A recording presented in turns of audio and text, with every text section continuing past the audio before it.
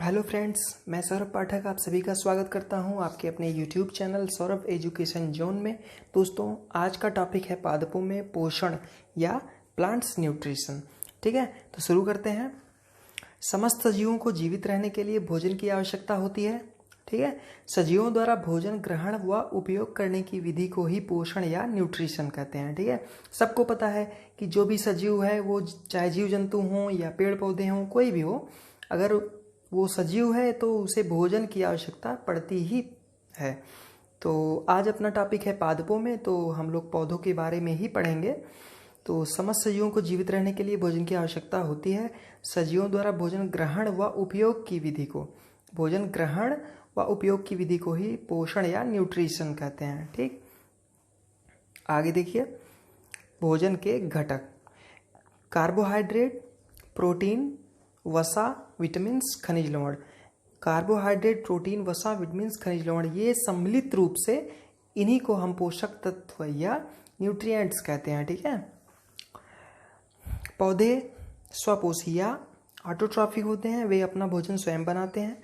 और जो जीव स्वयं भोजन नहीं बना पाते और पादपों द्वारा संश्लेषित भोज्य पदार्थों पर निर्भर रहते हैं, ऐसे जीव विषमपोषी या हेट्रोट्रॉफिक कहलाते हैं। ठीक है, आगे देखिए। पादपों में पोषण विधि या न्यूट्रिशनल मेथड इन प्लांट्स। सजीवों द्वारा भोजन ग्रहण करने एवं उसके उपयोग की विधि को पोषण या न्यूट्रिशन कहते हैं। यह अभी आप लोगों ने सीखा। पत्ती की सतह पर उपस्थित सूक्ष्म रंध्रों या स्टोमेटा द्वारा गैसों का आदान प्रदान होता है। ये स्टोमेटा रंध्र गार्ड सेल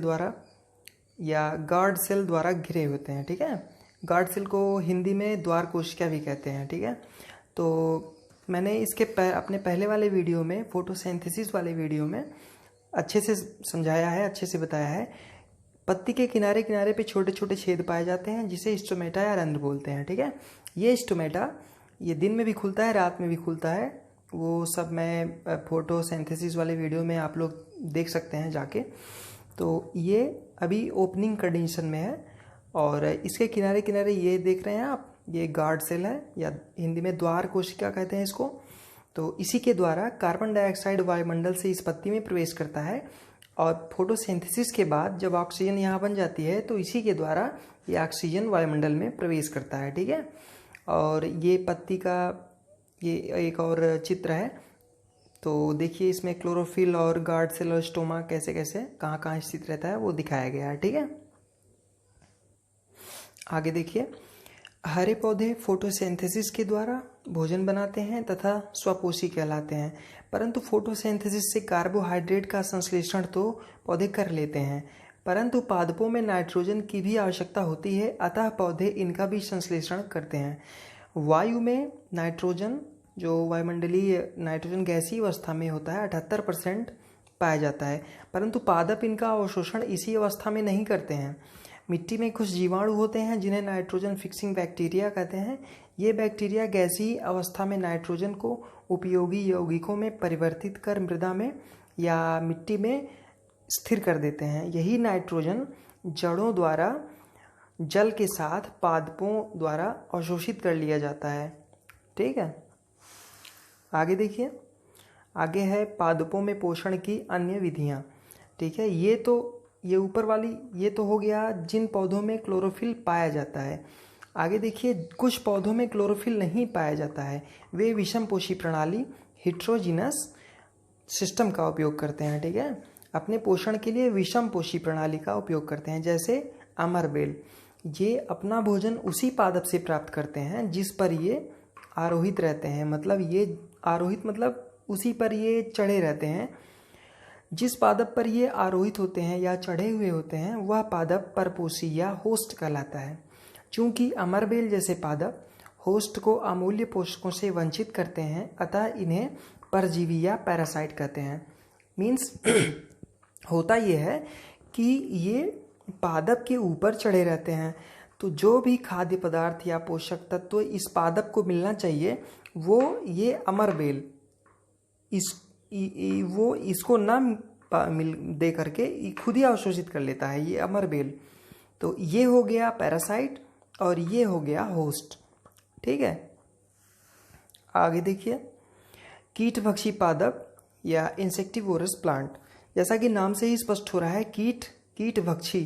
कीट मीन्स कीट पतंग, छोटे छोटे जो कीड़े मकोड़े होते हैं, और भक्षी मतलब खाने वाला। तो ऐसे पादप जो कीटों को खाकर अपना पोषण प्राप्त करते हैं उन्हें इंसेक्टिवोरस प्लांट या कीटभक्षी पादप कहते हैं। ठीक है, जैसे Venus fly trap, pitcher plants, sundews, butterworts, ETC, काफ़ी सारे हैं। ठीक, आगे देखिए, मृतजीवी पादप या सेप्रोफाइटिक प्लांट। ये मृत एवं विघटनकारी सड़ने गलने वाली वस्तुएं जैव पदार्थों पर कुछ पाचक रस का स्रावण करते हैं तथा उसे साधारण व विलेय के रूप में परिवर्तित कर देते हैं तथा उसे ही भोजन के रूप में अवशोषित कर लेते हैं।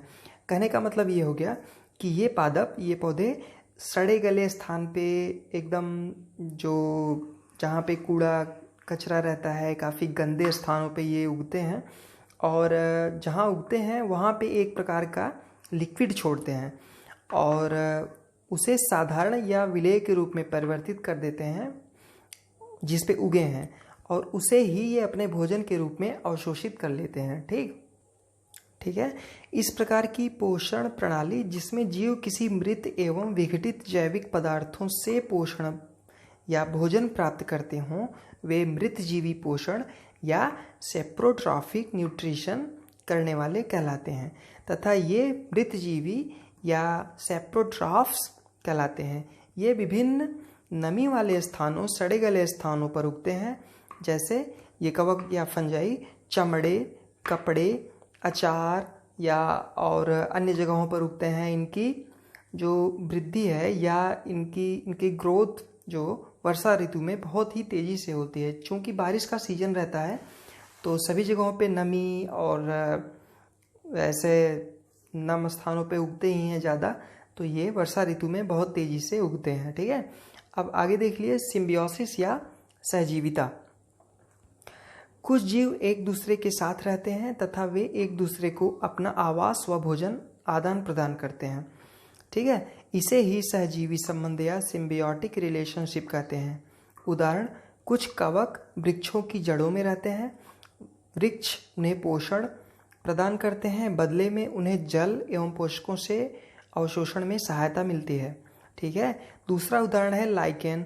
इसमें एक शैवाल होता है, दूसरा कवक। शैवाल में क्लोरोफिल पाया जाता है और कवक में क्लोरोफिल नहीं पाया जाता है। ठीक है, कवक शैवाल को रहने का आवास, जल, पोषक तत्व प्रदान करता है, बदले में शैवाल फोटोसिंथेसिस करके जो संश्लेषित खाद्य पदार्थ होता है वो कवक को देता है। ठीक है, इसमें होता ये है कि एक दूसरे के ये पूरक होते हैं। ठीक, जैसे अब शैवाल और कवक का ही उदाहरण आप ले लीजिए, तो शैवाल फोटोसिंथेसिस करता है और जो खाद्य पदार्थ या जो संश्लेषित ये फोटोसिंथेसिस के बाद होता है तो ये कवक को दे देता है। तो इससे दोनों का ये जीवन आराम से चलता रहता है। इसी को सहजीविता, साथ साथ जीवन बिताने वाला बोलते हैं। ठीक है, शैवालों में पोषण देख लीजिए। चूँकि शैवालों में क्लोरोफिल पाया जाता है तो जाहिर सी बात है कि ये फोटोसिंथेसिस करेंगे। तो देखिए, अधिकांश शैवाल स्वपोषी होते हैं, अर्थात ये सूर्य के प्रकाश में अपना भोजन बनाते हैं क्योंकि इनमें क्लोरोफिल पाया जाता है। शैवाल पौधों के समान फोटोसिंथेसिस करते हैं, किंतु इनमें जड़, पत्ती आदि संरचना नहीं पाई जाती है। ठीक है, ये पेड़ पौधों की तरह पोषण मतलब फोटोसिंथेसिस नहीं करते हैं कि इनमें पत्ती होती है और जड़ पाई जाती है, तमाम जो और पादपों में होता है, ऐसे नहीं होता इसमें। ये एक कोश की या बहुकोश की दोनों हो सकते हैं। ठीक, ये नम भूमि, मीठे पानी, खारे पानी, वृक्षों की छालों आदि जगहों पर मिलते हैं। ठीक, मिक्सोफाइसीई जात के शैवाल वायु से नाइट्रोजन लेकर मिट्टी में स्थिर करते हैं जिससे भूमि उपजाऊ बनती है। ठीक है, आगे देखिए, मृदा में पोषकों की पुनः आपूर्ति। ठीक है, इसको देखिए, ये क्या होता है। मृदा में पोषकों की पुनः आपूर्ति की आवश्यकता किस लिए पड़ती है? आप लोग सोचिए ध्यान से कि ये मृदा में मतलब मिट्टी में पोषकों की पुनः आपूर्ति किस लिए पड़ती है।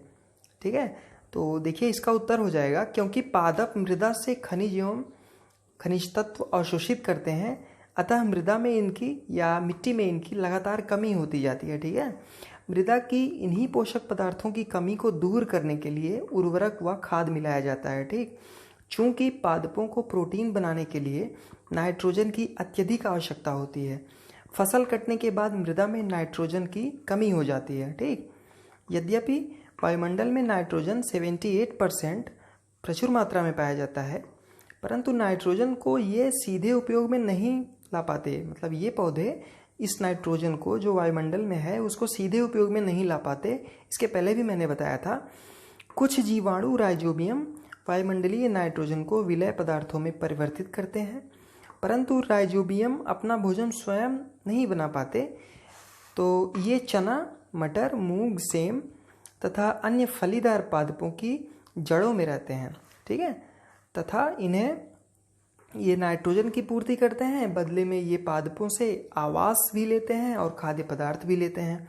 इसी तरह ये सहजीविता या सिम्बियोसिस का एक अच्छा उदाहरण भी बन जाते हैं, क्योंकि यह संबंध बहुत ही महत्वपूर्ण है, बहुत ही महत्व रखता है, क्योंकि दलहनी फसलों को हमें अलग से उर्वरक देने की आवश्यकता नहीं पड़ती। किसके लिए? इसी के लिए, क्योंकि ये वायुमंडल से नाइट्रोजन लेकर अपने आवास और खाद्य पदार्थों की सहायता से ये वहाँ नाइट्रोजन फिक्स कर देते हैं। तो पौधों को जो प्रोटीन बनाने के लिए नाइट्रोजन की आवश्यकता पड़ती है आराम से मिल जाता है, तथा फसल कटने के बाद प्रायः अगली फसल को उतना उर्वरक देने की आवश्यकता नहीं पड़ती है। आप लोगों ने ध्यान दिया होगा कि जिस फसल को, जैसे इस बार ये फसल चना बोया गया है, मटर या मूंग, सेम, कुछ भी फलीदार वृक्ष या फलीदार पादप है जिस खेत में, उसके अगले वाली जो फसल बोई जाएगी उसमें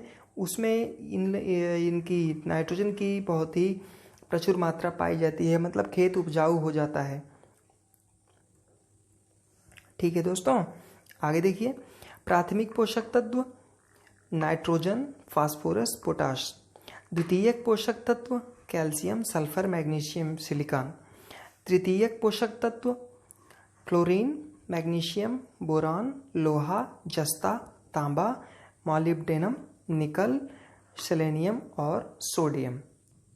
ठीक है दोस्तों, अब देख लीजिए इस पर कुछ मोस्ट इम्पॉर्टेंट क्वेश्चन जो बन सकते हैं या जो बने हैं वो मैंने लिखा है, आप देखिए। पहला है, पोषक तत्व किसे कहते हैं?